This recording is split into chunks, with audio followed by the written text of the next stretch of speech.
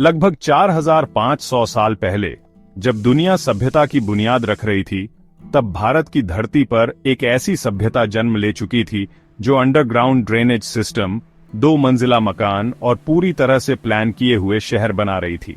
जी हां, हम बात कर रहे हैं सिंधु घाटी सभ्यता की, भारत की असली स्मार्ट सिटी की कहानी। ये कहानी है हड़प्पा और मोहनजोदड़ो की। ये कहानी है भारत की भूली हुई प्रतिभा की। 1920 के दशक में जब ब्रिटिश पुरातत्वविद पंजाब के पास खुदाई कर रहे थे, उन्हें कुछ पुरानी ईंटें मिलीं, लेकिन ये सामान्य ईंटें नहीं थीं। ये एक खोए हुए शहर का हिस्सा थीं जो सदियों से मिट्टी के नीचे दबा था। जो मिला उसने दुनिया को चौंका दिया। सिद्ध रूप से बनाए गए शहर, सार्वजनिक स्नानागार, ऐसे घर जिनमें टॉयलेट थे और अनाज संग्रह के लिए ग्रेनरी। हड़प्पा और मोहनजोदड़ो के ये शहर यह साबित करते हैं कि हमारे पूर्वज समय से बहुत आगे थे। अब सवाल उठता है, ये शहर इतने आधुनिक क्यों थे? ऐसा क्या खास था उनमें? सबसे पहले बात करते हैं शहरी योजना की। इन शहरों की सड़कों को ग्रिड पैटर्न में बसाया गया था। हर सड़क 90 डिग्री पर मिलती थी, बिल्कुल न्यूयॉर्क के मैनहट्टन जैसी। अब ड्रेनेज सिस्टम देखिए, हर गली के नीचे ढंका हुआ सीवरेज सिस्टम था। साफ सुथरा और बहते पानी का प्रबंध आज के कई शहरों से भी बेहतर। और घर, हर घर में अपना निजी कुआं और टॉयलेट होता था जो सीवरेज से जुड़ा था। कई मकान 2 मंजिला थे, ईंटों से बने हुए। इन शहरों में एक महान स्नानागार भी था, द ग्रेट बाथ, जो शायद धार्मिक स्नान या शुद्धिकरण के लिए इस्तेमाल होता था।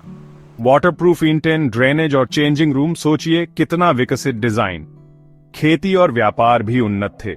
सिंचाई की तकनीक, अनाज संग्रह के लिए गोदाम और विदेशी व्यापार, वे मेसोपोटामिया से व्यापार करते थे।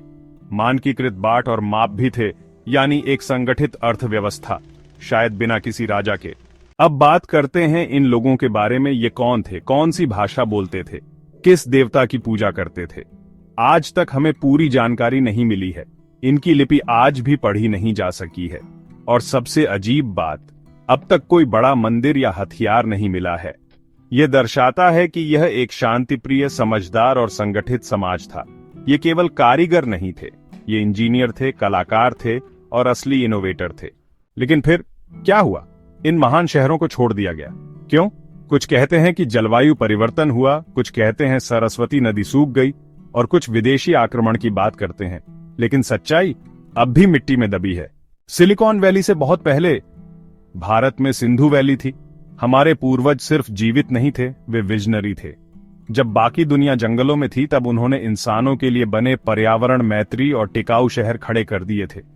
ये केवल इतिहास नहीं है, यह हमारी पहचान है, यह गर्व है, यह भारत की सच्ची प्रतिभा का प्रमाण है। आइए इस इतिहास पर गर्व करें और इसी से प्रेरणा लेकर भविष्य बनाएं।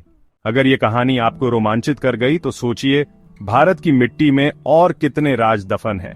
वीडियो को लाइक करें, शेयर करें और जीनियस एकेडमी को सब्सक्राइब करें। भारत के गौरवशाली इतिहास की ऐसी और कहानियों के लिए कमेंट करके बताइए, आपको सिंधु घाटी सभ्यता की कौन सी बात सबसे ज्यादा हैरान कर गई।